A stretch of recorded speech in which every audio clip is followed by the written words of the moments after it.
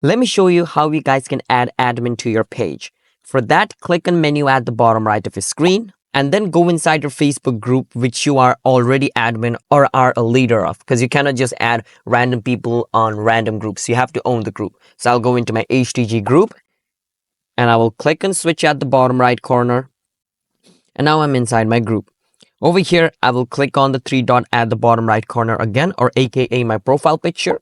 From here, you want to click on the option called setting at the top right corner.